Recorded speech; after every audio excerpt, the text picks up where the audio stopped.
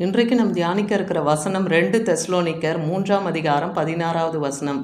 சமாதானத்தின் கர்த்தர் தாமே எப்பொழுதும் சகல விதத்திலும் உங்களுக்கு சமாதானத்தை தந்தருள்வாராக.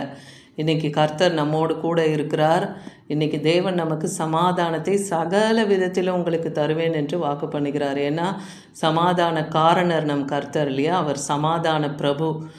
அதே போல் சங்கீதம் 29:11 சொல்கிறாரு, கர்த்தர் தமது ஜனத்துக்கு பலன் கொடுக்கிறார், தமது ஜனத்துக்கு சமாதானம் அருளி அவர்களை ஆசிர்வதிக்கிறார். அப்போ தனது ஜனத்துக்கு பலத்தையும் சமாதானத்தையும் ஆசிர்வாதத்தையும் அளிக்கிற தேவனாக இருக்கிறார். அதே போல் யோவான் 16:33 பார்க்குறோம், நான் என்னிடத்திலே உங்களுக்கு சமாதானம் உண்டாயிருக்கும் பொருட்டு இவைகளை உங்களுக்கு சொன்னேன். இந்த உலகத்தில் உபத்திரவம் உண்டு, ஆனாலும் திடன் கொள்ளுங்கள், நான் உலகத்தை ஜெயித்தேன்னு சொல்கிறார். ஏன்னா ஆண்டவராகிய இயேசு கிறிஸ்து பிசாசை தன் மரணத்தினாலே ஜெயித்ததுனால அந்த மரணம் என்னும் ஆக்கினை தண்டனை நமக்கு இல்லாதபடிக்கு அவருடைய இரத்தத்தினாலே நம்மை மீட்டு அவர் கிருபையினாலே நம்மை ரட்சித்து இருக்கிறதுனால் நித்திய ஜீவனிலே நாம் என்றென்றும் அவரோடு கூட இருக்க போகிறோம். அந்த பாக்கியத்தை நமக்கு கொடுத்துருக்கிறார். அதனால் நமக்கு அவருடைய பூரண சமாதானத்தை தந்திருக்கிறார். அதுதான் யோவான் 14:27 சொல்கிறாரு, சமாதானத்தை உங்களுக்கு வைத்து போகிறேன், என்னுடைய சமாதானத்தை உங்களுக்கு கொடுக்குறேன். அப்போ ஆண்டவராகிய இயேசு கிறிஸ்துவனுடைய சமாதானம் எப்படி இருக்கும்? அது பூரணமாக இருக்கும் இல்லையா? உலகம் கொடுக்குற பிரகாரம் நான் உங்களுக்கு கொடுக்கறது இல்லைன்னே சொல்கிறார். அதனால் உங்கள் இருதயம் கலங்காமலும் பயப்படாமலும் இருப்பதாகன்னு சொல்கிறார். சமாதானத்தின் தேவன் உங்கள் அனைவரோடும் இருப்பாராக என்று ரோமர் 15:33 பார்க்குறோம். யோவான் 16:20 உங்கள் துக்கம் சந்தோஷமாய் மாறும்னு சொல்கிறாரு. இந்த உலகம் துக்கத்தில் இருக்கும், ஆனால் நீங்களோ சந்தோஷமாக இருப்பீங்கன்னு சொல்கிறார். உங்கள் துக்கத்தை எல்லாம் தேவன் சந்தோஷமாய் மாற்றுவார். இந்த நாளில் உங்களுக்கு இருக்கிற கலக்கம், பயம், குழப்பம் எது இருந்தாலும் தேவன் இன்னைக்கு உங்களுக்கு சமாதானத்தை பூரணமாய் நிச்சயமாய் அருளி உங்கள் துக்கத்தை சந்தோஷமாய் மாற்றுவார். உன்னதத்தில் இருக்கிற தேவனுக்கு மகிமையும் பூமியிலே சமாதானமும் மனுஷன் மேல் பிரியும் உண்டாவதாக என்று சொல்லி நாம் தேவனை துதிக்கணும்னு லூக்கா 2ஆம் அதிகாரம் 14ஆம் வசனத்தில் எழுதியிருக்கு. அப்படி தேவனுடைய மகிமையும் அவருடைய சமாதானமும் அவருடைய பிரியமும் என்றென்றும் நம்மோடு இருக்கும். பிலிப்பியர் 4ஆம் அதிகாரம் 7ஆம் வசனத்தில் பவுல் சொல்கிறாரு, என் கட்டுகளிலும் நான் சுவிசேஷத்துக்காக உத்தரவு சொல்லி அதை திடப்படுத்தி வருகிறதுனால் நீங்கள் அனைவரும் எனக்கு அழைக்கப்பட்ட கிருபையிலே பங்குள்ளவர்களாக இருக்கிறீங்க. என்னோடு கூட ஊழியத்தில் இருக்கிறவர்களையும் இந்த ரட்சிக்கப்பட ஆயத்தப்பட்டு இருக்கிற உங்களோடு கூட தேவனுடைய கிருபை இருக்குது. அதுக்கு நானும் உங்களுக்கு பங்குள்ளவராக இருக்கிறேன்னு சொல்கிறார். உங்களை என் இருதயத்திலே நான் தரித்து இருக்கிறேன் அப்படின்னு சொல்கிறார். அந்த சபையாரை தன் இருதயத்திலே தரித்து இருக்கிறதா சொல்கிறார். 1 தெசலோனிக்கர் 5:23 பார்க்குறோம், சமாதானத்தின் தேவன் தாமே உங்களை முற்றிலும் பரிசுத்தமாக்குவாராக.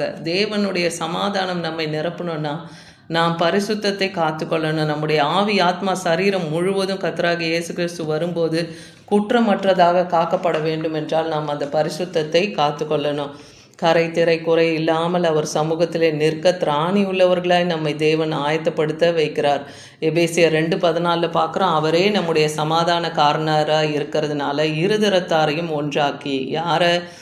ரட்சிக்கப்பட்டவங்க, ரட்சிக்கப்படாதவர்கள், தேவனை அறியாதவர்கள், இவர்களை இருவரையும் ஒன்றாக்கி பகையாக நின்ற அந்த பிரிவினையின் நடுவே இருந்த அந்த நடுச்சுவரை தேவன் தகர்த்து போட்டு இந்த நியாயப்பிரமாணத்தினுடைய சட்டத்திட்டங்களை எல்லாம் இவர் எடுத்து போட்டு தன்னுடைய மாம்சத்தினாலே அதை ஒழித்து இருதரத்தாரையும் தமக்குள்ளாய் அவர் ஒரு புது மனுஷனாக சிருஷ்டித்து நமக்கு சமாதானம் வர பண்ணியிருக்கிறார். அவர் ஒரே சரீரமாக தன்னை தேவனுக்கு ஒப்புரவாக்கி இருக்கிறதுனால தூரமாக இருக்கிற நம்மையும் சமீபமாக இருக்கிற அவர்களுக்கும் சமாதானத்தை சுவிசேஷமாக அறிவித்தார். அதாவது தேவனை அறிந்தவர்கள், தேவனை அறியாதவர்களுக்கு தேவன் சமாதானத்தின் சுவிசேஷத்தை அறிவித்தார். அவர் ஒரே ஆவியினால் பிதாவினிடத்தில் சேரும் சிலாக்கியத்தை பெற்றது போல நமக்கும் அந்த பரிசுத்த ஆவியினாலே பிதாவினிடத்தில் போய் சேருகிற அந்த பாக்கியத்தை நமக்கும் அருள் இருக்கிறார். அதனால் சேனைகளின் தேவன் நம்மோடு இருக்கிறார், யாக்கோபின் தேவன் நமக்கு உயர்ந்த அடைக்கலம்னு நம்ம சங்கீதம் 46:11 பார்க்குறோம். அவரே நமக்கு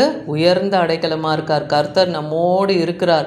அவர் தன்னுடைய முகத்தை உங்கள் மேல் பிரசன்னமாக்கி உனக்கு சமாதானம் கட்டளையிடுவார்னு என்னாகமம் 6:26. அப்போ அவர் முகத்தின் பிரசன்னத்தினாலே நமக்கு சமாதானம் உண்டாகும். 2 கொரிந்தியர் 13:11 கடைசியாக, சகோதரரே சந்தோஷமாக இருங்கள், நற்சீர் பொருந்துங்கள், ஆறுதல் அடைங்கள்னு சொல்கிறார். நற்சீர் பொருந்தி இருங்க, ஆறுதல் அடைங்க, ஏக சிந்தை உள்ளவர்களாக இருங்க, சமாதானமாக இருங்கன்னு சொல்கிறார். அன்புக்கும் சமாதானத்துக்கும் காரணராகிய தேவன் உங்களோடு இருப்பாராகன்னு வேதவசனம் சொல்லுது. அவர் தான் அன்பின் தேவன், அவர் சமாதான காரணர். அதனால் அந்த தேவனுடைய சமாதானமும் ஐக்கியமும் உங்களோடு என்றென்றைக்கும் நிலைத்திருப்பதாக. அப்போ இன்றைக்கி நம்ம தியானித்த அந்த வசனத்தின்படி சமாதானத்தின் கர்த்தர் எப்பொழுதும் சகல விதத்திலும் உங்களுக்கு சமாதானத்தை தந்து உங்கள் அனைவரோடும் இருப்பாராக. ஆமீன்.